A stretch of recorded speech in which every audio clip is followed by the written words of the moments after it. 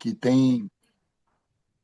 Boa noite a todos. Eu aqui dou a partida para mais um evento do César Rio, com gente extremamente qualificada para discutir um dos assuntos mais quentes de hoje em dia, que são as redes sociais, que julgam as pessoas, absolvem as pessoas, criticam as pessoas, deletam as pessoas, punem as pessoas, glorificam as pessoas. E a discussão desse assunto aqui é uma discussão com gente muito preparada, a Caitlin Mulholland, diretora ainda do Departamento de Direito da PUC, o Zé Mauro Decussou Machado, que dispensa apresentações, e o meu antigo sócio, Álvaro de Palma Jorge, hoje sócio do Chediac Advogados, mas um grande colega e uma pessoa muito interessada nesse assunto. Eu passo a palavra para o Júlio e para o Marcelo Lobo, que vão conduzir essa conversa aqui. E, sem mais delongas, eu agradeço a todos a oportunidade de vir aqui. Eu não sei se eu esqueci o Adilson. Mas, Adilson, Obrigado, você Chico. já me perdoou, né? Tudo tranquilo, Chico. Já me perdoou. Pronto. Um abraço, galera. Boa tarde a todos. Apenas registrar aqui também alguns adendos aqui ao currículo dos nossos debatedores, né? Eu, o Marcelo e o Chico somos os moderadores. O Álvaro Palma, ele também é professor da FGV, é doutor, mestre em Direito também pela FGV. Ele é sócio do Chediac Advogados. A Caitlin é diretora do departamento da PUC, professora da PUC Rio, tem diversos artigos, livros escritos. Também é mestre e doutora em Direito Civil, né? O José Mauro, ele é sócio do Pinheiro Neto, super atuante nessa área que a gente vai discutir hoje, LLM em Direito da Propriedade Intelectual e Tecnologia por Stanford. Aliás, também não vou esquecer aqui que o Álvaro também tem LLM por Harvard. Como o Chico adiantou aqui, eu acho que é um debate super qualificado, muito, muito pertinente para os temas que a gente está discutindo aqui hoje, sobre regulação das redes, né? É um tema muito amplo, polêmico, como o Chico também adiantou, tem sido muito debatido no direito nos últimos tempos. Acho que todos aqui reconhecem que o mundo digital se tornou hoje um espaço absolutamente central para o exercício de direitos fundamentais das pessoas, que essas plataformas são super relevantes na circulação de informação, na formação de opinião dos usuários, e que isso tem gerado muitas tensões entre os usuários e as plataformas. Muitas discussões surgem a partir dessas tensões, né? O que deve ser permitido, o que deve ser proibido, liberdade de expressão dos usuários, privacidade dos usuários, proteção de dados deles. E eu queria começar, acho que tantos temas assim que poderiam dar horas de debate, mas a gente tem aqui pouco mais de uma hora, organizamos três núcleos de temas, e eu queria começar com o Álvaro. O Álvaro recentemente defendeu a tese de doutorado dele justamente sobre o tema Estado de Direito, Regulação e Moderação de Conteúdo nas redes sociais. E acho que seria legal se o Álvaro começasse aqui colocando para a gente, fazer uma breve introdução, e explicar a opinião dele sobre essa questão da moderação de conteúdo nas redes sociais. Acho que com isso a gente dá o start aí e inicia o debate com os demais debatedores. Tá, joia. Obrigado, Júlio. Boa tarde a todos. Prazer estar aqui com vocês. Marcelo, meu colega de mestrado. Júlio, Chico, meu eterno sócio, meu ídolo. Prazer estar aqui com você. Eu vou tentar, vamos dizer, o Zé Mauro depois vai ter uma tarefa mais específica de tratar da decisão do Supremo sobre o Marco Civil, a Caitlin tem outros temas mais amplos para tratar. Eu vou focar só nessa questão da moderação, mas vou tentar ser, vamos dizer, genérico no sentido de apresentar as principais inquietações que me trouxeram para esse tema aí. Primeira coisa que eu acho que vale a pena a gente fazer um alinhamento conceitual, né, na medida em que, quando a gente fala de regulação plataformas digitais, esse tema acaba sendo muito amplo, né? Na medida em que o próprio conceito de plataforma, sites, serviços, né, que hospedam, organizam, circulam o que foi compartilhado pelos usuários, em regra, sem termos produzidos, né, e tem como finalidade propriamente processar esses dados e atender ao cliente final, com vistas a publicizar, monetizar essa questão, e que depende essencialmente de uma moderação do conteúdo do que vai para aquela plataforma lá. Dentro desse conceito, que é um conceito bastante amplo, é importante a gente entender as plataformas como hubs, né? Hubs que, na visão, por exemplo, do IPEA, ele enxerga nesses hubs um controlador, né, que é justamente a empresa que é a proprietária lá da plataforma, e esses usuários, e o controlador vai ser o responsável por definir a relação entre os usuários, a relação desses com as plataformas, e hoje, essencialmente, isso se dá através de dois instrumentos que a gente chamaria de autorregulação. As normas das próprias plataformas, né, os anexos aos contratos que são celebrados, contrato de adesão entre os usuários e as plataformas, e que comumente a gente chama dos termos e condições de uso, né? Os termos e condições de uso disciplinam, né, a vida, né, dos usuários nas plataformas, são termos, como já dito, de adesão, e que podem gerar preocupações bastante concretas, como o Chico adiantou aqui no início, de exclusão, de remoção de pessoas, de contas e assim por diante. E ao lado dessas normas propriamente, é um velho conceito no direito digital, que é o conceito de arquitetura, né? Para quem é da área, o exemplo não é novo, está muito tratado na literatura, mas se a gente lembrar o Robert Moses, que ele é sempre citado, foi um Park Commissioner de Nova York entre os anos 20 e 50 do século passado, teve um livro que ganhou um Pulitzer, do Robert Caro, que tratou da vida do Moses, que é um sujeito super influente, né, na construção física da Nova York que a gente conhece hoje, e ele é acusado, formalmente até no livro, de comportamentos racistas através da utilização da arquitetura, que, na prática, basicamente se materializou na construção de pontes que eram altas o suficiente para permitir a passagem de veículos de passeio, mas baixas o suficiente para impedir a passagem de transporte público, que gerava um efeito concreto de permitir que quem tivesse dinheiro e carro chegasse às praias de Long Island, quem usasse o transporte público, que era majoritariamente a população negra, não conseguisse ter esse mesmo acesso. E aí esse conceito, né, de arquitetura definindo como você interage e como o mundo, né, é permitido a sua presença, a sua vivência no mundo através de determinadas estruturas arquitetônicas, vale essencialmente para as plataformas, porque as plataformas são de vários tipos, né? Você tem plataforma de intermediação online, como o Mercado Livre, você tem plataforma de busca online, como o Google, você tem plataforma de rede social, propriamente, que é o objeto aqui de estudo, Facebook, X, Instagram, você tem as plataformas de compartilhamento de vídeo, como o YouTube, tem serviços de comunicação interpessoal, como o WhatsApp, e assim por diante. Ou seja, você tem vários tipos distintos de plataforma em que aquele conceito está presente. Você tem um controlador e você tem usuários lá que se vinculam ao controlador e que esse estabelece termos e condições de uso, arquitetura que vai definir como vai funcionar, né, esse conjunto de plataforma. Portanto, quando a gente fala em rede social, a gente está falando de uma espécie, né, desse gênero maior, que são as plataformas digitais. E aí a gente precisa olhar rapidamente para o conceito de moderação em si. Moderação, talvez a Mauro trate isso um pouquinho mais para frente, quando a gente, né, analisou, viu lá o julgamento do Supremo sobre o artigo 19 do Marco Civil, parecia que existia um ser muito diabólico por trás das atividades de moderação, sempre pensando no mal comum, né?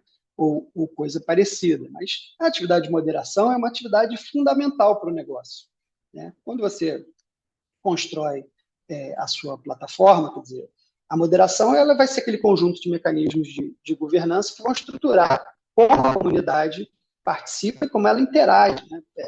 Facilitar essa relação e prevenir abusos. Ao fim e ao cabo, o seu conjunto de práticas de arquitetura e de termos e condições vão definir que tipo de plataforma você tem ali e vai fazer com que o usuário fique ou não. Uma plataforma desagradável, onde você só tem discurso de ódio, discurso disso, discurso daquilo, pode ser interessante para alguns usuários, mas não vai ser interessante certamente para uma outra grande maioria de usuários e especialmente para anunciantes. Nenhum anunciante quer estar ao lado, né, de discursos nazistas, de discursos pedófilos, de discursos racistas e assim por diante. Portanto, existe um interesse essencial e central das plataformas na promoção da moderação. E há vários tipos, né, há várias formas de se moderar. A gente costuma focar muito na questão da remoção ou não do conteúdo, mas quando a gente fala no conceito de moderação, a gente está falando de muitas atividades que podem ser realizadas pelas plataformas. Podem ser atividades em relação aos posts, podem ser atividades em relação às contas, podem ser atividades em relação à visibilidade, né, dos posts. Nas plataformas de monetização pode ter a ver com a diminuição ou não, né, da monetização de determinados conteúdos. Só se a gente pegar, por exemplo, a questão da remoção ou das contas especificamente, você pode ter remoção de conteúdo, você pode ter suspensão temporária de conteúdo, você pode ter edição de conteúdo, você pode ter um adicionamento de um marcador, né, de um alerta, por exemplo, de que aquele conteúdo tem determinada característica, você pode ter uma contra-informação que é colocada pela plataforma, você pode ter o oferecimento de um conteúdo diverso. Olha, você está vendo esse conteúdo aqui, mas você pode checar um outro conteúdo, você pode ter uma afirmação da plataforma de que aquele conteúdo foi checado e ele é real, você pode desabilitar, eventualmente, a possibilidade de que outros usuários, né, apresentem comentários daquele conteúdo. Em relação, por exemplo, à visibilidade, você pode manter uma conta de um usuário, né, se não excluir aquela conta, mas você pode retirar a possibilidade de que terceiros visualizem, você pode desindexar ele do Google para uma pesquisa não levar ele, você pode criar nudges. O X, por exemplo, criou um nudge para esse tipo de mensagem que é encaminhada imediatamente, né? Toda vez que você recebe uma mensagem e vai encaminhar, ele criou um pop-up lá que diz assim, você tem certeza que você quer encaminhar essa mensagem sem ler? E pesquisas no Brasil e nos Estados Unidos demonstram que é um percentual significativo, 30 a 40 e tantos % deixam de compartilhar, de enviar esse conteúdo para frente depois de receberem esse pop-up. Né? Um nudge não é propriamente uma remoção de conta, não é um bloqueio, nada disso, mas que tem um efeito de controlar um pouco espalhar aquela imagem. E por que é super relevante, né, essa atividade de moderação? E aí está no que Júlio e Chico já disseram. Não há dúvida, né, de que as redes sociais hoje se tornaram a nova praça pública. Né? Em 2024, de acordo com relatórios da ONU, você tinha 5 bilhões de usuários ativos de rede social no mundo.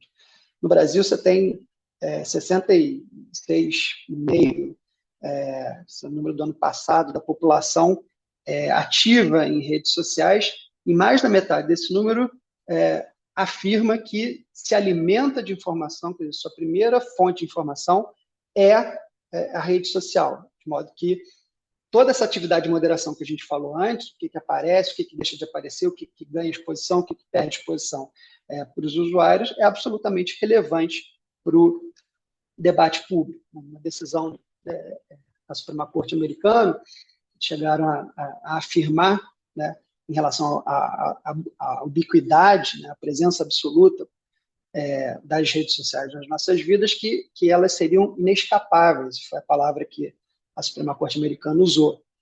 Diversos autores, né, tratam disso.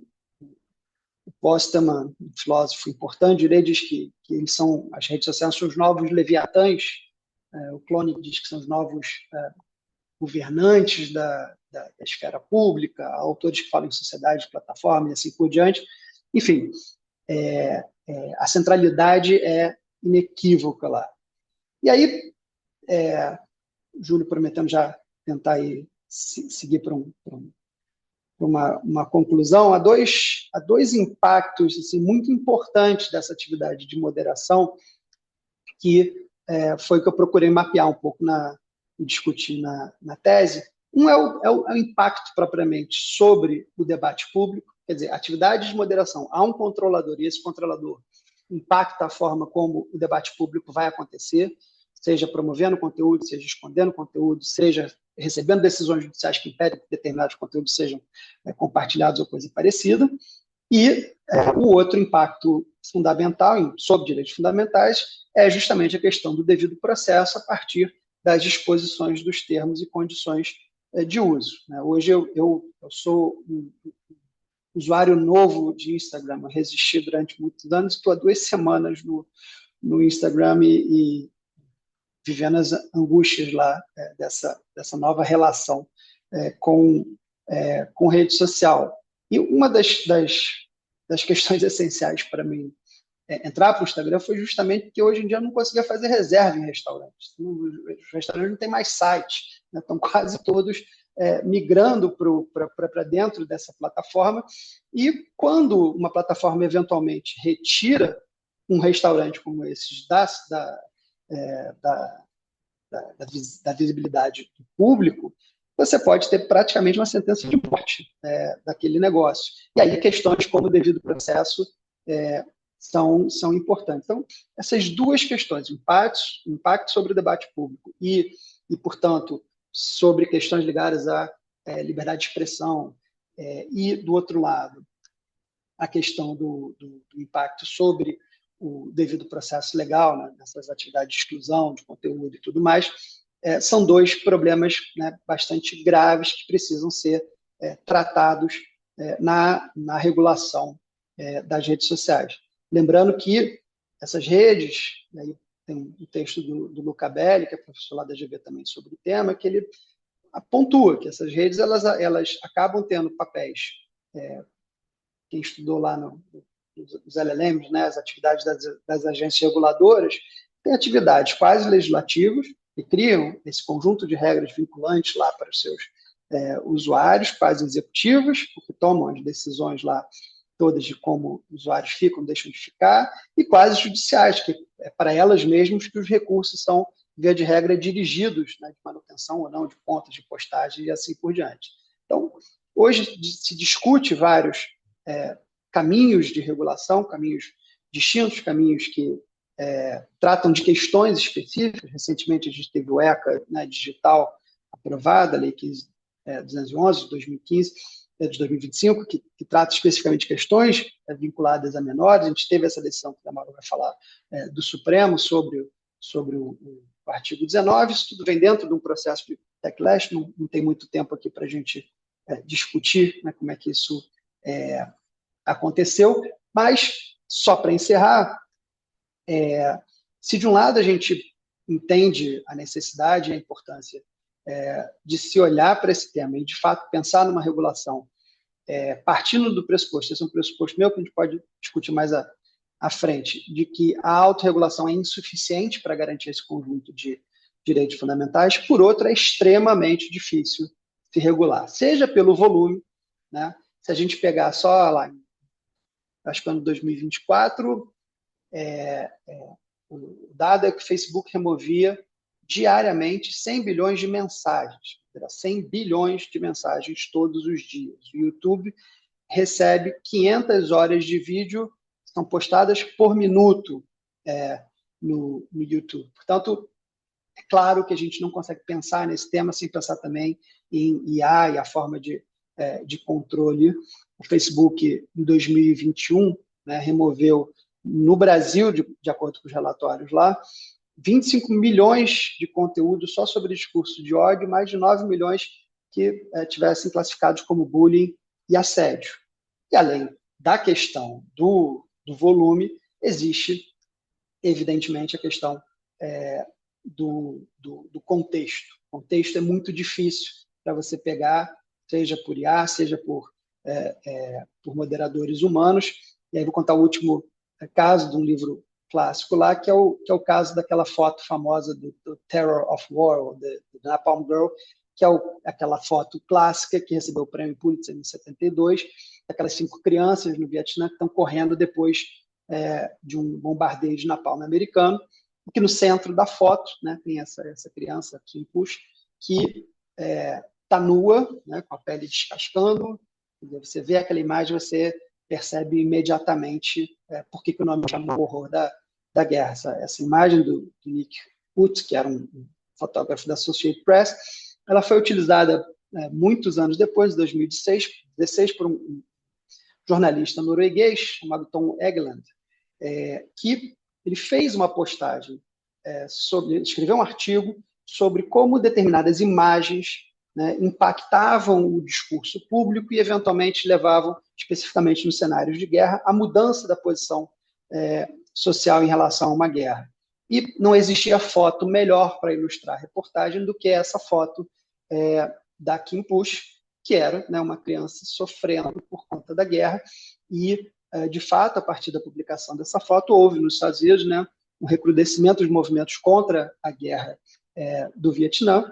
E, no entanto, quando ele posta essa foto, para ilustrar o seu artigo, o Facebook derruba, a moderação derruba, porque diz que existem violações, né, específicas aos termos e condições de uso do Facebook, que apresentava sofrimento explícito e nudez menor, que era verdade, mas estava fora de contexto. Ele publicou por 2 vezes essa foto, as 2 vezes foi censurada, e depois o jornal norueguês Aftenposten publicou também essa mesma foto, o conteúdo também foi retirado, até que eles fizeram uma postagem física e na sua edição física fizeram uma notificação, um chamado ao Mark Zuckerberg, e o Facebook, então, acabou mudando lá a sua política, mas isso só para dar o conceito de que não é só volume que leva a ser muito difícil a questão da regulação, mas também a questão do contexto. Então, no final do dia, a conclusão da tese vai no sentido, acho que não dá tempo da gente aprofundar aqui, de que uma autorregulação regulada, uma corregulação seria o caminho mais adequado para essa questão específica de moderação de conteúdo em rede social, mas eu acho que eu já me estendi demais. Vou agradecer a atenção e passar a bola de volta. Obrigado, Álvaro. Algum dos debatedores ou demais presentes tem algum ponto a acrescentar na fala do Álvaro?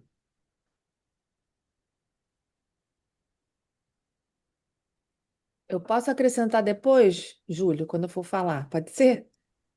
Pode ser, Uhum. pode ser. Eu vou deixar também para segurar, então, para avançar aqui nos temas, eu vou deixar também minhas dúvidas para depois. Mas se alguém tiver alguma e não quiser perder viagem, por favor.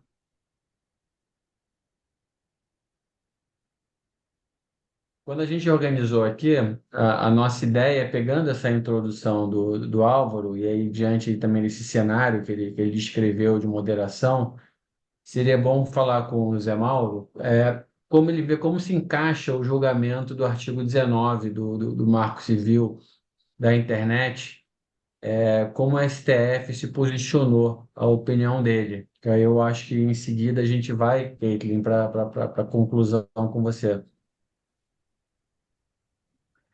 Pessoal, boa noite. Super prazer estar aqui novamente participando do evento do César. Queria cumprimentar, agradecer o Chico aí pela gentileza do convite, Júlio, Caitlin, super admiração aí por todos vocês, o Álvaro, parabéns aí pela fala. E eu acho que a organização desse evento e dos temas é extremamente oportuno. A gente está num momento que talvez seja o mais significativo, o mais importante dos últimos 10 anos em termos de discussão de regulação de rede e que caminho a gente adota daqui para frente, né? E para fazer essa reflexão, é importante a gente se lembrar de onde nós viemos, né? O julgamento do STF em relação ao artigo 19 trata do Marco Civil da Internet, que foi uma legislação criada lá em 2014, que entrou em vigor em 2014, como um grande exemplo de legislação que foi discutida amplamente pela sociedade, recebeu inputs, sugestões pela internet. Realmente foi muito interessante o processo legislativo que acabou culminando com o Marco Civil da Internet. E foi um processo legislativo que aconteceu logo depois daquele escândalo Snowden, né? A maioria se lembra de espionagem, questão da inteligência americana em relação a informações trocadas na internet. Então, a tônica que permeava a discussão envolvendo o Marco Civil era uma tônica de neutralidade de rede, liberdade de expressão e de fomento ao fluxo de informações na internet. Não se falava naquele momento, não havia naquele momento uma discussão grande ou uma discussão premente em relação à desinformação.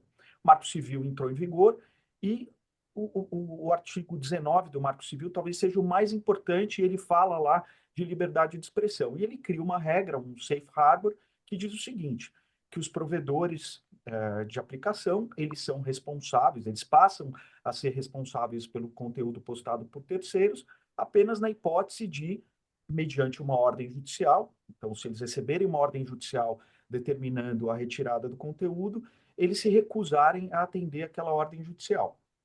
Muito bem, esse foi o artigo que foi aprovado à época pelo Congresso, ele entrou em vigor, e aí a internet começou, como obviamente ia acontecer com algo tão dinâmico e usado com tanta intensidade no mundo inteiro, especificamente no Brasil, a coisa começou a se transformar, né? Ela começou a se transformar e eu diria que pouco a pouco o debate começou a se deslocar menos da liberdade de expressão e mais para a questão da desinformação, porque começaram a pipocar exemplos em diferentes redes sociais e tudo mais, de formas de tentar impulsionar e mesmo manipular o conteúdo. Então, bots, inteligência artificial, enfim, N formas aí de desinformação. E aí, para os mais antigos como eu, apertando aquele botãozinho de fast forward do videocassete, a gente chega talvez no momento de mais extremo dessa discussão, que foi o malfadado 8 de janeiro de 2023, né? Em que o Congresso Nacional foi invadido, o STF a mesma coisa, e aí nós, como sociedade, um olhando para a cara do outro, falando, bom, mas alguma coisa está acontecendo aqui. Da onde estão vindo essas informações? O que está acontecendo? Será que a liberdade de expressão ultrapassou o razoável e a gente precisa se debruçar novamente em relação ao conteúdo do Marco Civil da Internet para talvez tirar a ênfase do fluxo de informações e criar alguns guardrails, né, criar algumas salvaguardas? E aí começa essa discussão mais ampla na sociedade do que deveria acontecer, o que deveria ser feito. O Álvaro falou de uma maneira muito correta aqui da questão da autorregulação. Eu sou extremamente entusiasta dessa solução, o Álvaro, porque eu acho que com uma tecnologia tão dinâmica, que muda todo dia e que tem evoluções e diferentes nuances, a gente tentar colocar numa caixinha legislativa é muito difícil. Qualquer solução que a gente tente encontrar para isso, no dia seguinte, ela corre o risco de estar desatualizada. Então, a questão talvez essa tenha sido a grande oportunidade perdida, né? Criar um foro de autorregulamentação, de moderação de conteúdo na internet que tivesse sido feito adequadamente, e isso acabou, infelizmente, não acontecendo. E aí, quem deveria ter tido o protagonismo era o Congresso Nacional. Naquele momento, acho que o Congresso Nacional deveria ter olhado para aquela situação e dito, bom, aqui eu vou pegar esse problema todo e vou tentar entregar para a sociedade uma solução minimamente aceitável para resolver o problema e para endereçar as questões. A gente tinha em andamento no Congresso Nacional o apelido é muito ruim, né? O projeto de lei das fake news, o 2360, projeto de lei, que busca estabelecer algumas obrigações a plataformas para que elas controlem o conteúdo, então, principalmente quando há conteúdo disseminado de uma maneira ampla, e claramente conteúdo ilegal, que envolva criança, adolescente, nudez, enfim. Havia lá, no projeto de lei, algumas disposições nesse sentido, e também o projeto de lei que trata do Código Civil. Tem lá um capítulo falando de direito digital, e de forma geral, não vou entrar em muito detalhe aqui, também estabelecendo um regime ali de responsabilidade por parte das plataformas. Mas o que, infelizmente, não aconteceu. O nosso Congresso Nacional permaneceu inerte. Era um momento ali do Congresso a ganhar protagonismo, e esses dois projetos de lei que poderiam ter sido discutidos de uma maneira democrática, com ampla participação da sociedade, acabaram ficando parados por diferentes motivos. E aí, o que acontece? O, o Supremo Tribunal Federal acaba se debruçando sobre a questão, usando dois temas que acabaram entrando na pauta de julgamento, por conta de dois recursos extraordinários que discutiam a responsabilidade de plataformas. Um caso do Facebook, que discutia um perfil falso criado, enfim, por um usuário do Facebook, e aí a discussão era se deveria gerar indenização por conta de postagens feitas por esse perfil falso. E um outro recurso extraordinário, vejam vocês, discutindo uma conta criada no Orkut, em que essa conta fazia ali afirmações não muito elogiosas a respeito de uma professora que queria tirar o conteúdo porque entendia que as críticas a ela haviam ultrapassado o que seria razoável. Aí o que faz o STF?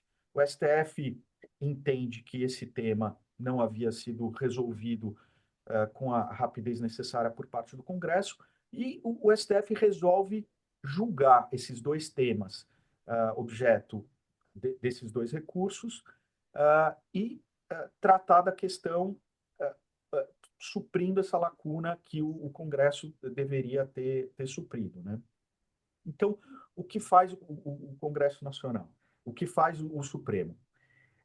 A primeira questão interessante é que, ao julgar a questão do artigo 19, ele não foi julgado de maneira unânime. Nós tivemos 8 ministros entendendo que, de fato, o STF poderia analisar a questão da constitucionalidade do artigo 19, e 3 ministros entendendo que não era o caso, que o STF não poderia entrar na discussão, porque caberia ao Congresso Nacional editar uma lei tratando da matéria. Eu confesso para vocês que eu fico... eu até estava brincando com a Caitlin antes da gente começar a palestra, eu ouvi um podcast dela com a Ana Frazão sobre o tema, no podcast Direito Digital, aliás, ótimo, ouçam, porque é muito bom. E a Caitlin estava lá elogiando a decisão do STF, que eu vou sumarizar daqui a pouquinho, mas eu fico com frio na barriga desse ativismo judicial, porque o que acabou acontecendo, de fato, foi o seguinte: 2 projetos de lei em trâmite no Congresso Nacional para um assunto que afeta a sociedade de uma maneira muito intensa e muito clara. O STF resolve intervir na questão, e o STF não apenas declarou a inconstitucionalidade parcial do artigo 19, como ele reescreveu a lei, a regra. Ele não apenas disse, eu entendo que o artigo 19 é parcialmente inconstitucional, como ele mudou completamente aquela lógica que eu mencionei lá atrás do Marco Civil da Internet no ano de 2014. Então, nós tínhamos uma regra lá atrás que dizia que o fluxo de informações, a liberdade de expressão deveria ser privilegiada e a responsabilidade dos provedores deveria acontecer apenas na situação em que eles se recusassem a cumprir a ordem judicial. E aí vem o STF, por maioria, e decide o seguinte, que não. O artigo 19 agora, ele passa a se aplicar apenas a situações muito específicas. Então, crime contra a honra, em que não existe clareza em relação a ilicitude. Nesses casos, deve haver uma ordem judicial determinando a retirada do conteúdo e a plataforma ela passa a ser responsabilizada se ela se recusar a cumprir. Também existe a aplicação do artigo 19, por exemplo, em relação a aplicativos de mensageria eletrônica, e-mails, em que não existe nenhum tipo de intervenção da plataforma em relação ao conteúdo. E o artigo 21 do Marco Civil da Internet, que eram exceções em que deveria haver a retirada do conteúdo mediante a simples notificação, ele praticamente passa a ser a regra. Então, em relação a qualquer conteúdo ilícito, os usuários podem notificar os provedores de aplicação, as plataformas, indicando a ilicitude, indicando a violação legal, e a partir de então, cabe às plataformas retirarem esse conteúdo rapidamente, a fim de que não sejam responsabilizadas. A responsabilidade, a meu ver, seria uma responsabilidade subsidiária, então caberia ao responsável pela postagem responder primeiramente, pelo material, e caso não responda, aí subsidiariamente caberia a responsabilidade da plataforma. Eu sei que tem interpretações diferentes, responsabilidade subsidiária ou solidária, eu acho que é subsidiária. E a gente tem um outro regime jurídico que seria uma responsabilidade das plataformas em relação a crimes mais graves, uma responsabilidade mais intensa. Então, em relação a esses crimes mais graves, as plataformas deveriam ter um dever de cuidado para evitar justamente a circulação massiva de conteúdos tidos como ilícitos graves. E aqui eu vou exemplificar alguns. Então, condutas e atos antidemocráticos, crimes de terrorismo, crimes de induzimento, instigação ao auxílio ao suicídio ou automutilação, incitação à discriminação em razão de raça, cor, etnia, religião, procedência nacional, sexualidade, identidade de gênero, crimes contra as mulheres em razão da condição do sexo feminino, crimes sexuais, tráfico de pessoas. Então, vejam vocês que aquela lógica lá atrás do Marco Civil da Internet, que criava um safe harbor para as plataformas, de acordo com essa decisão do STF, deixa de existir. A gente passa a ter uma gradação diferente, em que o artigo 19 ele permanece com a mesma redação original apenas para determinadas situações de crime contra a honra e determinados provedores que não têm ali nenhuma intervenção em relação ao conteúdo. Em relação a conteúdo ilícito, nós temos agora um regime de envio de notificação e provedores com obrigação de retirar esse conteúdo, e para aqueles crimes considerados muito graves, um dever de cuidado, que aí vai acabar dependendo de como isso vai ser observado no dia a dia, o que vai ser entendido como dever de cuidado. Mas em relação a esses crimes mais graves que eu mencionei, aí sim cabe aos provedores adotarem um dever de cuidado para que esse conteúdo que é disseminado e acaba gerando desinformação, ele seja coibido. Há também um regime jurídico que foi determinado pelo STF em relação aos marketplaces. E aí eu digo a vocês que essa é uma das minhas fontes de crítica a essa decisão do STF. Por mais que ela tenha sido bem intencionada, e eu não vou dizer que ela não é bem intencionada, por exemplo, decidiu-se a aplicação do Código de Defesa do Consumidor em relação a marketplaces, partindo da análise de dois casos que não tinham nada a ver com isso. E aí me preocupa a questão da segurança jurídica, porque esses casos chegaram ao STF e tinham uma determinada discussão, um determinado debate em relação à regulação, e, por exemplo, em relação a marketplace não havia discussão alguma, e mesmo assim o STF se sentiu compelido a decidir e entender que havia ali o espaço para aplicar o Código de Defesa do Consumidor em relação a todas as relações jurídicas havidas no âmbito dos marketplaces. Acho que, de novo, é uma decisão temporária, isso foi dito muitas vezes pelos ministros, o próprio ministro Barroso disse que isso não deveria, esse tipo de iniciativa do STF não deveria ser tida como regra, porque deveria se esperar que o Congresso Nacional ah, ah, decidisse e regulamentasse a matéria com as vias democráticas normais, mas é um regime jurídico que vai ser válido enquanto não houver uma manifestação por parte do Congresso Nacional. Aí alguém vai me perguntar, isso já esse regime jurídico já está válido? Isso também é discutível. A gente tem uma decisão da Corte Especial do STJ que diz o seguinte, que essa decisão do STF ela só vai ser aplicada nos casos concretos após o trânsito em julgado, o que ainda não aconteceu, porque há uma série de embargos de declaração apresentados pelas partes envolvidas, argumentando que houve falta de clareza em relação ao que é dever de cuidado, houve o STF teria extrapolado em relação a essa questão dos marketplaces. Então, essa é uma decisão que aparentemente ainda está longe de chegar ao trânsito em julgado, porque ainda há aspectos a serem esclarecidos. Isso provavelmente vai ficar para meados do ano que vem, porque é um processo, é uma decisão bastante extensa ali, e os temas, de fato, são extremamente complexos. Mas queria fechar dizendo que eu acho que de fato, a melhor solução teria sido o caminho apontado aqui pelo Álvaro da autorregulamentação. Espero que o Congresso Nacional rapidamente coloque a bola no chão e decida e crie uma regra que seja adequada. Mas é um desafio, porque quanto mais o Congresso demora, mais os fatos acabam sendo atropelados e a gente fica num limbo jurídico muito negativo, né? Em relação a um assunto que acaba afetando a nossa vida aqui de maneira direta ou indireta, muito frequente. Então, esses são os meus comentários em relação à decisão do artigo 19 aí do STF. Estou muito curioso aí para ouvir os comentários aí dos meus colegas panelistas sobre o assunto. Obrigado, pessoal. Obrigado, José Mauro.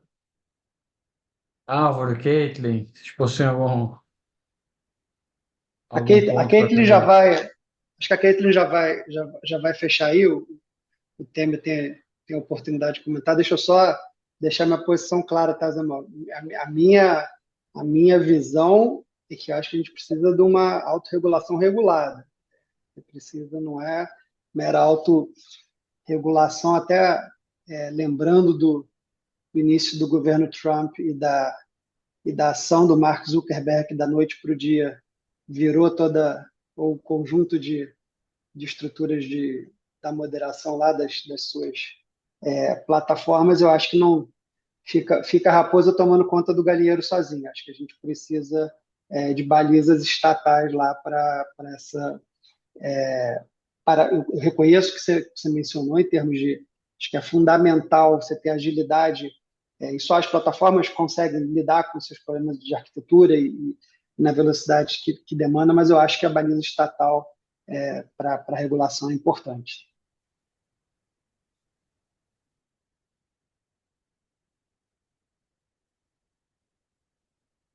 Caitlin, vamos seguir então.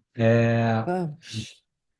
Eu acho que além desse tema da moderação, que eu acho que ele sozinho já geraria, que eu pessoalmente também tenho várias dúvidas em relação a ele, mas quais seriam, na sua opinião, aí, além da moderação, outros temas centrais das plataformas que também demandam a necessidade de adequação regulatória? Obrigada, Júlio, pelo convite, participar da reunião do César, dar um salve aqui para o Obrigado a Álvaro, para o você. Zé Mauro de novo, para o Chico, para a Kitty que está aí, para o Marcelo, para todo mundo que está assistindo. Esse tema é um tema que tem me acompanhado já desde a época em que a internet era mato, né? Minha dissertação de mestrado foi sobre contratos de consumo na internet e eu defendi em 2000. Então, quer dizer, em 99 eu estava fazendo uma pesquisa, a gente tinha é, a internet comercial basicamente era praticamente inexistente, né? Então eu tô capinando esse mato já há algum tempo. Quem quiser comprar, inclusive, meu livro está custando R$ 6.000 no estante virtual. Ou, se vocês preferirem, vocês mandem para mim o e-mail que eu mando para vocês. A precificação algorítmica desse livro tá que tá uma beleza. Para alguma coisa a inteligência artificial está servindo a meu favor, mas ninguém é louco para comprar esse livro a R$ 6.000, mando para vocês. Mas vamos lá, Júlio. Eu queria fazer dois comentários, né? Um sobre a fala do Álvaro, rapidamente, e outra, enfim, que o Álvaro já comentou, mas também em cima da fala do Zé Mauro, né? A autorregulação, ela é interessante, importante em mercados que são regulados de forma equilibrada, né? Quando a gente tem um mercado, né, em que, na verdade, a gente não tem atores, a gente tem quase que um monopólio, né, dos gatekeepers, né, são os porteiros da entrada da internet, e a gente pode usar os Big Five, né, que, na verdade, a Europa até já classificou quem seriam esses gatekeepers, né? A gente não pode considerar a autorregulação como um sistema econômico eficiente, acho eu, de regulação econômica concorrencial eficiente. A corregulação, aí concordando com o Álvaro, seria o caminho adequado, de forma, obviamente, né, a permitir aí continuamente a inovação e sem deixar de resguardar aí direitos fundamentais. E sobre o ativismo judicial, José Mauro, eu concordo 100% com você. A decisão do STF sobre a inconstitucionalidade parcial do artigo 19 é uma aula doutrinal, mas é uma decisão que não condiz com o ordenamento brasileiro. A gente tem que ter um processo legislativo que permita, através, né, obviamente, do que se pretende, né, em termos de legislação, que permita a gente alcançar no debate público o que foi decidido, se é que essa é a intenção da nossa sociedade, o que a nossa sociedade quer, né? Tanto que a decisão, em vários momentos, faz menção a uma provocação ao Congresso Nacional para legislar, o que é muito peculiar de uma decisão do STF. Então, concordo com você, a decisão pode ser uma decisão super interessante do ponto de vista até de doutrina, mas do ponto de vista de tentar, né, movimentar a aplicação e interpretação do Marco Civil da Internet, ela pode ter sido extrapolada, né? E aí, enfim, falando sobre o processo legislativo, né, o Júlio pediu para eu falar um pouquinho sobre o projeto de lei número 4 de 2025, que é o projeto de lei de reforma do Código Civil, é extremamente controvertido, e a parte que eu vou tratar com vocês é extremamente controvertida, que é o livro 6, capítulo 5 do projeto de lei, que hoje, né, está em tramitação no Senado, ainda com audiências públicas sendo realizadas.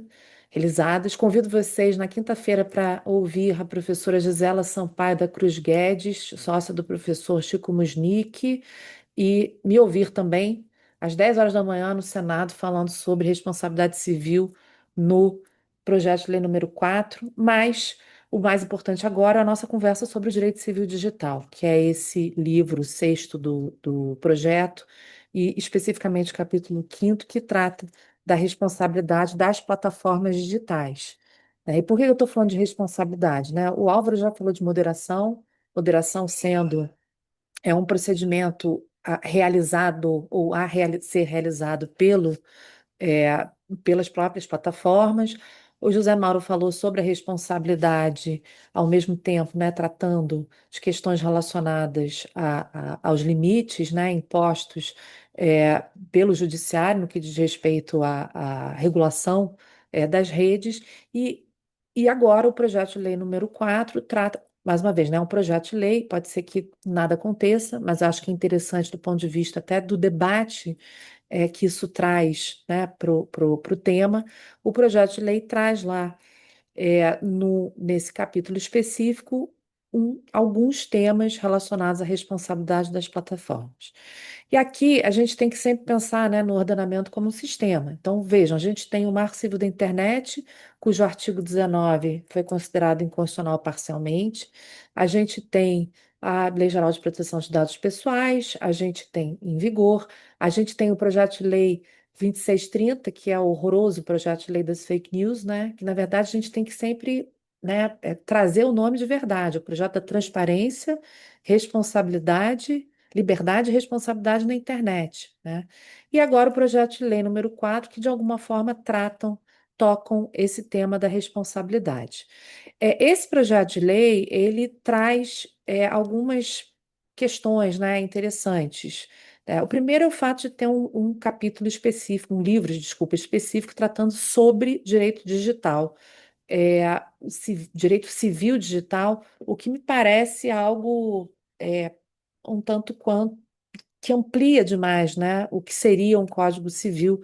E a minha crítica vai nesse sentido. Não sei se um direito civil digital ele deveria ser inserido dentro de um Código Civil ou se esse ambiente digital, como um espaço jurídico, deveria ser regulado, se for regulado, numa lei à parte, que não um Código Civil, que tem uma natureza absolutamente genérica, né?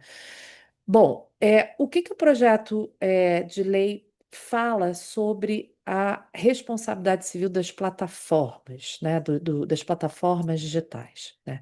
Essa responsabilidade civil, só para mencionar para vocês quais são os artigos que eu estou me referindo, são os artigos 2027-U a 2027Z, se eu não me engano, já confirmo para vocês.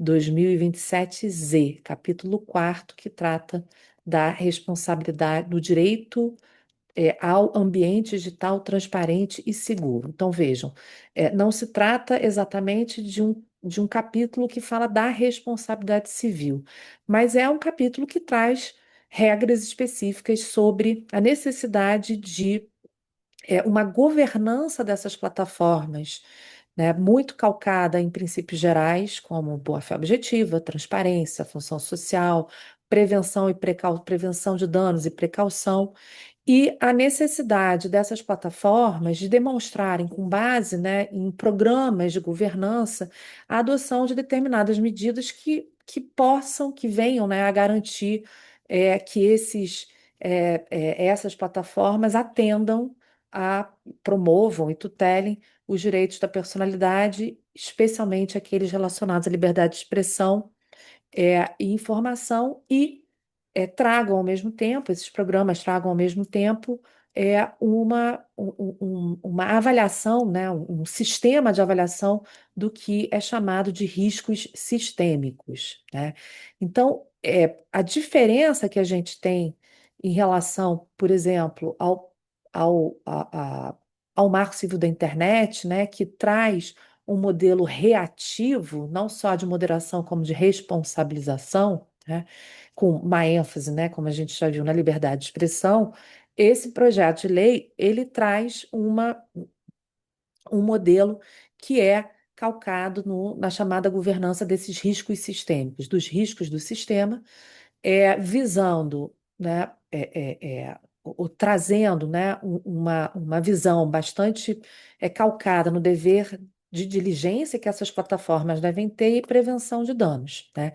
Então, vejam, a gente tem aqui um projeto de lei que, mais, José Mauro, do que uma autorregulação, ele impõe às plataformas digitais como uma maneira, né, de afastar eventuais responsabilidades, né, impõe a deveres, né, de obrigações que vão ser estabelecidas por essa governança prevista no próprio projeto de lei.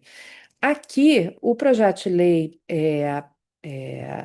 a reforma do Código Civil, ela se assemelha bastante. Eu acho que ela mirou num lugar e acertou no outro, mas ela se assemelha bastante ao Digital Services Act da União Europeia, o DSA. Para quem não conhece, né, o Digital Services Act ele funciona como um sistema de governança e responsabilização das plataformas digitais, né?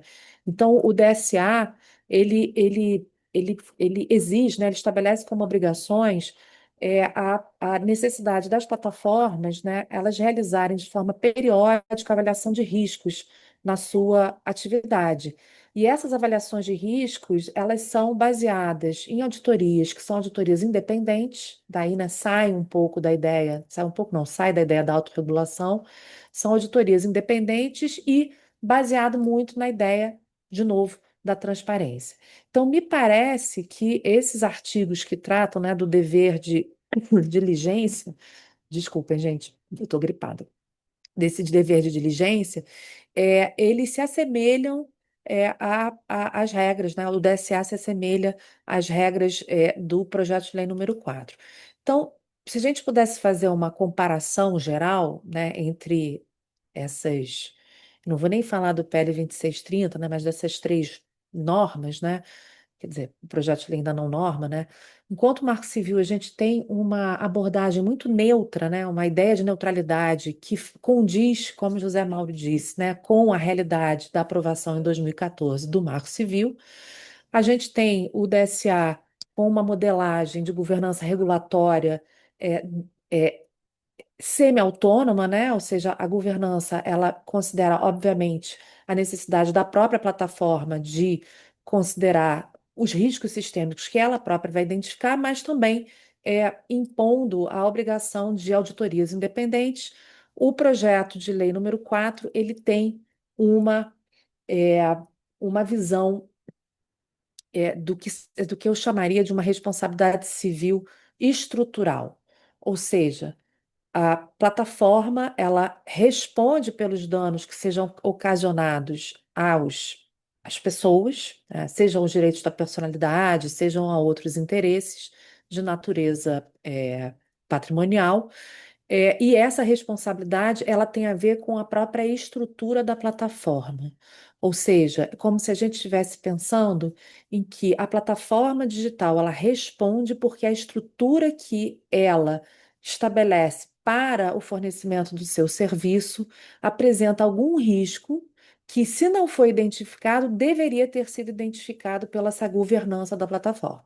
Então, essa responsabilidade, perdão, eu chamo de estrutural porque ela é calcada no próprio sistema da plataforma. E aí, é claro, né, a gente tem é, vários instrumentos que vão ser analisados para fins de avaliação desse risco sistêmico, dentre os quais, como o Álvaro já mencionou, né, os termos de uso, as políticas de privacidade e proteção de dados das próprias plataformas, que exigem não só uma clareza para o público quem são direcionados esses termos de uso, mas também requerem aí a necessidade da implementação de limites contratuais, né? O grande debate que a gente teve no STF há pouco tempo atrás, com o ministro Alexandre de Moraes sendo o guardião, vamos dizer assim, da Constituição brasileira de verdade, era o debate sobre até que ponto uma cláusula contratual de um termo de uso de uma rede social pode prevalecer sobre a própria Constituição. Eu estou falando especificamente do caso do X, né? Então, os limites contratuais, eles também vão fazer parte da necessária governança ou avaliação da regulação daquela rede social, daquela plataforma digital. E esses riscos sistêmicos, né, que eu estou mencionando, eles vão ser avaliados pela própria plataforma, através de avaliações que são periódicas, de auditorias independentes, e elas são de implementação obrigatória, isso está previsto no PL 4. Isso significa, do ponto de vista econômico, um ônus a mais às plataformas digitais. É claro que a gente já tem, né, como o Álvaro e o Zé Mauro já mencionaram, a gente já tem dentro das plataformas, vamos pegar o exemplo do Facebook, né, a gente já tem mecanismos de auditoria que, de uma certa forma, estavam funcionando até a manifestação do Mark Zuckerberg em janeiro desse ano, mas estavam funcionando principalmente por meio do Comitê de Supervisão do Facebook, que tem essa função de uma auditoria independente, apesar de ser, né, um comitê de supervisão do Facebook, a natureza dele é independente. Tanto assim que estabelece uma série de restrições e retirada, moderação de conteúdo por esse comitê, né? E essa, claro, né, evidentemente que as plataformas digitais, ao adotarem elas próprias por si mesmas, né, na sua autorregulação, esse tipo de comitê, esse tipo de auditoria, elas já demonstram uma boa-fé em relação à sociedade e, portanto, a gente já tem aí uma eventual, não desnecessidade, né, mas a gente vai ter aí uma organização dessa governança antes mesmo da entrada em vigor, por exemplo, dessa norma, né? Eu já vou acabar, Júlio, que eu já sei que o tempo já está passando aqui, né? Sobre a responsabilização civil, só, perdão, 2 pontos. O projeto de lei estabelece a responsabilidade civil das plataformas digitais em 2 momentos. Por conteúdo impulsionado, que é um pouco parecido com o que já foi julgado pelo STF, ou seja, o conteúdo impulsionado significa que a plataforma, conteúdo impulsionado que causa danos, obviamente, significa que a plataforma, ainda que não tenha sido a autora daquela postagem, daquele conteúdo, ela se remunera direta ou indiretamente e, portanto, ela se torna responsável por aquele conteúdo, como se tivesse sido atribuída a ela a obrigação da fiscalização prévia, justamente porque o conteúdo é ou pago, ou patrocinado, ou indiretamente traz benefício para a própria plataforma. Então, a responsabilização nesse caso não seria uma responsabilização propriamente indireta, como é no caso do artigo 19 do Marco Civil, mas uma responsabilização direta. E a segunda forma, né, de responsabilização, isso aqui, gente, considerando que toda a parte de governança prevista, né, anteriormente, obrigatória, por parte, né, a ser imposta às plataformas, não funcionou. Então, não funcionou, fomos para a responsabilização. A segunda forma, segunda hipótese de responsabilização direta é justamente pelo descumprimento dessa governança, que a gente chama de descumprimento sistemático das normas de autorregulação das plataformas. Então, esse descumprimento sistemático gera também essa responsabilidade por ato próprio das plataformas. Então, em conclusão, o projeto de lei eu tenho inúmeras críticas, a gente pode fazer, inclusive, Júlio, uma palestra só de críticas ao projeto de lei, mas, em conclusão, o que a gente tem aqui realmente é uma mudança de paradigma, né, de um momento, né, de uma responsabilização, uma moderação na neutralidade, uma responsabilização indireta, para uma responsabilidade que é estrutural, estruturante, para uma visão, um viés, né, de proteção de direitos fundamentais, com base nessa ideia de diminuição ou de governança dos chamados riscos sistêmicos. É por aí, Júlio, te agradeço. Obrigado, Kate. Algum debatedor tem algum ponto a acrescentar? Ou algum participante tem alguma dúvida? Ponto Abrir aqui tem. Eu para. não sei se a gente deve. Como é, Chico? Desculpa. Ele não quer se manifestar, Júlio. Ele prefere, Ah, ele Ponto vai. tem, mas eu não sei se a gente deve falar alguma coisa. Eu confesso a vocês que eu me sinto extremamente inseguro no país de hoje, honestamente. Sou advogado, tenho 70 anos. Eu me sinto inseguro do ponto de vista jurídico da expressão da minha liberdade, do que eu puder falar, quiser falar. Eu me sinto extremamente inseguro, honestamente.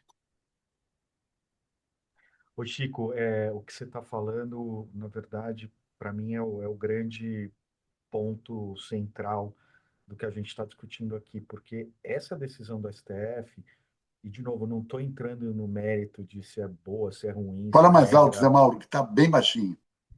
Vamos lá. Eu não vou nem entrar no mérito. Deixa eu ver se é se é a minha configuração aqui. Estão me ouvindo? Não vou nem entrar Sim. no mérito se a regra é boa, se não é, mas essa falta de segurança jurídica é um negócio que está levando a gente ao ao precipício, né? E é todo dia no jornal alguma coisa do arco da velha aí envolvendo, enfim, decisões judiciais que extrapolam o que deveriam decidir e tudo mais. Então, realmente me preocupa. E deixa eu só corrigir uma indelicadeza aqui, eu não cumprimentei meu sócio Marcelo. Marcelo, um abraço aí para você.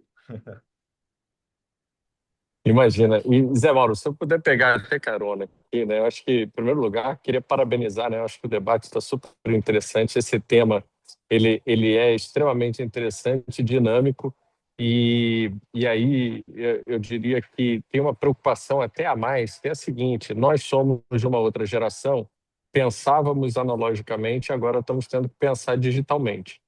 Mas, para aqueles que têm filhos, tem que orientar os seus filhos já nesse mundo digital, né? Eu estava pensando, por exemplo, marketplace, né? Não sei se, Zé Mauro, se tinha em São Paulo o jornal Balcão, mas a Caitlin, o Álvaro e o Chico e outros aqui vão lembrar disso. O jornal Balcão era um jornal de anúncios para você vender bens usados ou até novos. Então, assim, quando a gente pensa na responsabilização do marketplace, é como se a gente dissesse: olha, eu comprei um negócio que não está funcionando, eu vou processar o jornal Balcão, ou as páginas amarelas, né? Quando a gente pensa em moderação de discurso em rede, eu fiquei pensando aqui no editor do jornal. Só que o editor do jornal ele está avaliando aquilo que vai ser publicado pela própria equipe, né? E tem um limite ali do que vai entrar naquelas páginas daquele jornal que na época era físico, né? Então também tinha um limite do que ia entrar, o que não ia entrar. Filmes também, né? A gente vê hoje em dia, todo filme começa hoje em dia com um disclaimer dizendo: as opiniões aqui desse filme não são opiniões do estúdio, a gente não é responsável por isso, a gente não tem nada a ver com isso. E aí, nessa moderação das redes, né, eu acho que os serviços prestados, de certa forma, pelas plataformas, eles têm uma variação muito grande. Por exemplo, se eu sou um usuário, que nem o Álvaro, que não tinha Instagram até recentemente, é, e eu praticamente hoje em dia eu tenho lá só para acompanhar uma estrada que eu sempre pego para ver se algum caminhão caiu no meio do caminho. Mas se eu sou um usuário, vamos dizer, passivo praticamente disso, e eu não contrato nenhum impulsionamento, eu não contrato nenhum serviço que faça com que os meus anúncios ganhem grande proporção ou que os meus posts ganhem grande proporção, o serviço que essa plataforma está me prestando é um. Se eu sou um usuário extremamente ativo, lá um influencer com 2 milhões de usuários que está sempre contratando também impulsionamento, etc., o serviço que a plataforma está prestando é outro, né?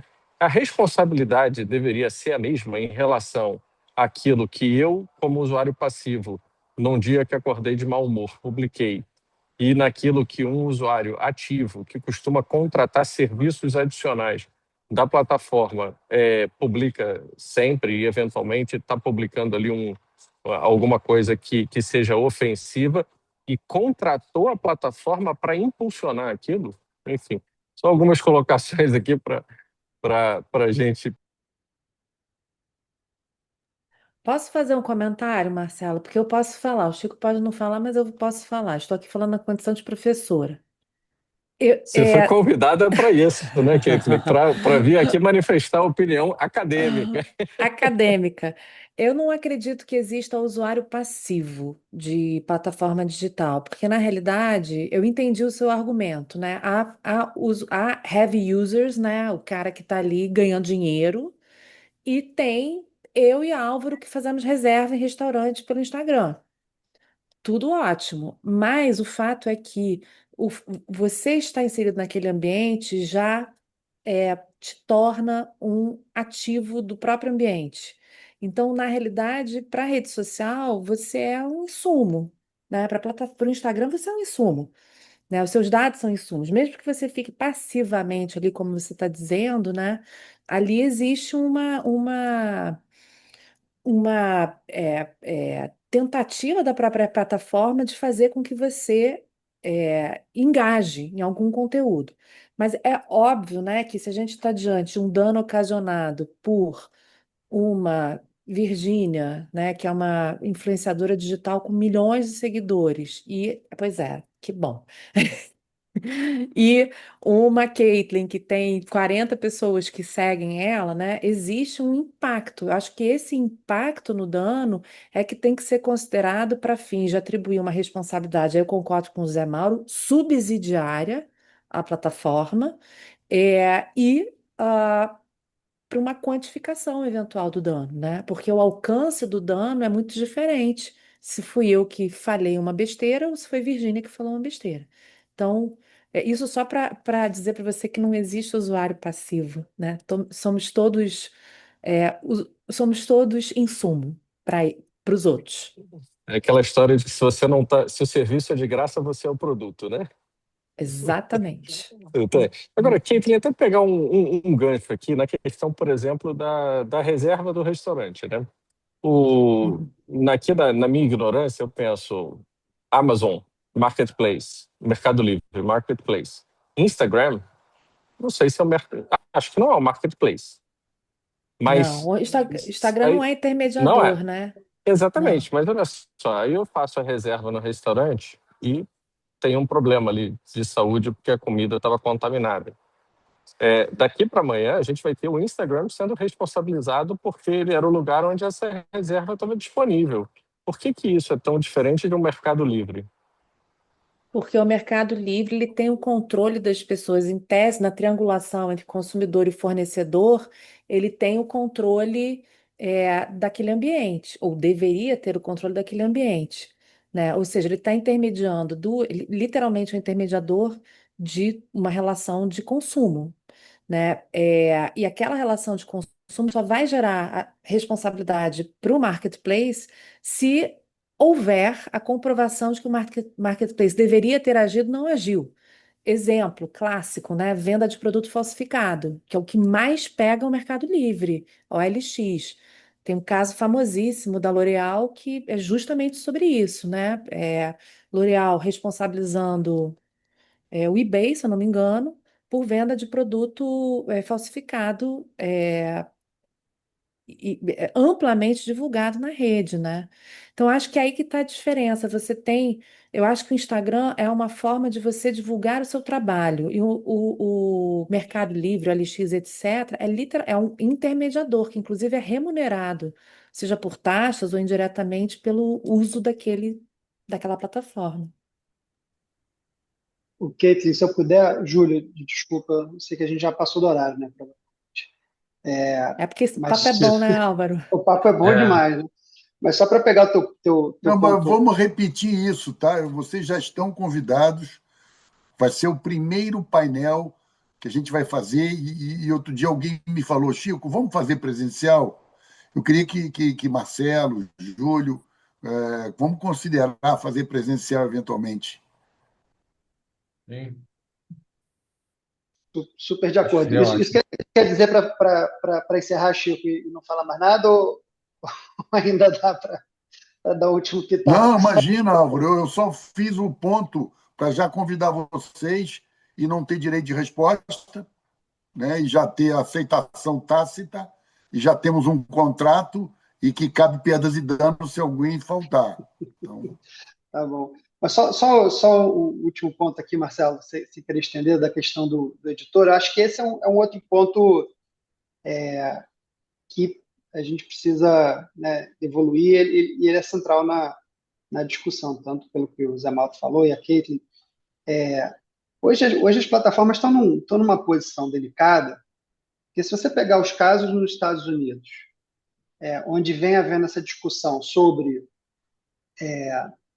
responsabilidade das plataformas por discurso de terceiro, volta e meia elas vão, inclusive na Suprema Corte, numa das últimas sustentações orais lá, o Clarence Thomas discutiu, perguntando lá para o advogado qual era a diferença entre o que as plataformas fazem e você ir numa livraria em que você pede para o livreiro assim, eu quero ver livros sobre determinada coisa. Acho que foi no caso em que processavam o YouTube por conta daqueles atos terroristas lá em Paris, dizendo que o YouTube teria radicalizado as pessoas, e eles, olha, isso não é igual um livreiro que você pede assim, me diz quais os livros que tem sobre essa coisa, e ele traz de forma organizada aquele negócio, né? E aí as plataformas lá têm sustentado que, olha, eu tenho direito editorial, de organizar e de apresentar de determinada forma. Por outro lado, quando se vai para a discussão da responsabilização, também diz assim, mas eu não respondo pelo conteúdo do terceiro. E aí o que os advogados vêm dizer, não, mas não é propriamente só conteúdo de terceiro, é a forma como você empacota e você disponibiliza esse conteúdo de terceiro. Então, pegando o seu exemplo do restaurante, uma coisa é você passar mal por conta de uma experiência ruim, né, num restaurante que está no Instagram. A outra coisa é você ter um restaurante ou não pegar cada bebida aí contaminada, você saber que determinada pessoa já foi identificado como produzindo ou distribuindo bebida contaminada, e você ter um impulsionamento desse negócio que você não consegue ver como usuário, mas a plataforma consegue, e dizer que ela não é responsável porque esse é conteúdo de terceiro. Aí é uma discussão diferente, acho que do balcão e coisas parecidas. Mas acho que, como disse lá o Chico, acho que a gente vale a pena mais uma rodada de conversas aí, porque o assunto é muito rico. E se eu puder até sugerir aqui um outro tema para a gente discutir, é em que medida o Estado ele não está exigindo das plataformas e tudo mais, algo que o Estado, de um modo geral, não dá, né? Pegando o exemplo da Caitlin, a tradicional Feira de Acari no Rio de Janeiro era conhecida, todo mundo sabia que existia. Outro dia, eu lembrei da Feira de Acari porque outro dia eu estava ouvindo música popular brasileira com a minha mulher no carro, eu não lembro se era o Zeca Pagodinho que falava alguma coisa da Feira de Acari, onde ele comprou um produto excelente e tal. Então, assim, a Feira de Acari existia, tinha produto falsificado e tudo mais, agora o Estado não ia lá, né? Hoje Ainda em dia vendia até foi, né? animais silvestres. Exato, animais silvestres, etc. Então, assim, talvez um ponto também interessante da gente pensar é os dois pesos e duas medidas, né? Quer dizer, se o Estado não está impondo uma obrigação ao particular, empreendedor, plataforma e tal, que o Estado, de um modo geral, também não cumpre do lado dele, né? Enfim, mas aí, como eu disse, aí já é tópico para o próximo, só para a gente pensar. Acho que tem muito ponto aí para Pessoal, a gente temos abordar. que fechar aqui, infelizmente, temos que fechar. O papo é ótimo. Eu não sei se tem muita Vamos fechar, pergunta, então. se não tem. E vamos organizar o presencial, Chico. Já temos aqui Vamos um embora, a painel, gente acho que tem muita conversa coisa aí. para conversar. Acho que só moderação já tem Zé tanta coisa Mauro, aí que a gente... você confirmou, Caitlin confirmou, Álvaro confirmou. A gente faz um bate-bola presencial, a gente monta um lugar bacana que possa ter uma conversa informada. Obrigado, viu, Flávia, de você ter aparecido aqui. Obrigadíssimo. Desculpa, eu estava no cliente, eu estava num táxi escuro, por isso que eu não abri a câmera. Não, tá ótimo, tá ótimo, tá ótimo. É bom a gente, graças a Deus, chegar nos destinos. Júlio, considerações finais, Marcelo. Obrigado a todos pela participação. Lembrando que o evento vai estar disponibilizado no YouTube, se quiserem divulgar. E vamos deixar aqui já pré-combinado e acertado com todos para fazer um evento ao vivo e continuar esse debate. É isso aí. Muito bom. Maravilha. Do Muito meu bom. lado também, só agradecer aí a presença de todos e a disponibilidade do Álvaro, da Caitlin e do Zé Mauro para conversar com a gente sobre esse tema aí. Muito obrigado. Obrigado, galera. Obrigado, Feliz pessoal. Natal Pra para gente. todos. Bom ano novo. Feliz Dia da Natal, Criança. gente. Tchau, gente. Até a próxima. Tchau, pai. Obrigada. Tchau, tchau. Até a próxima. Tchau, tchau. Até a próxima. Tchau.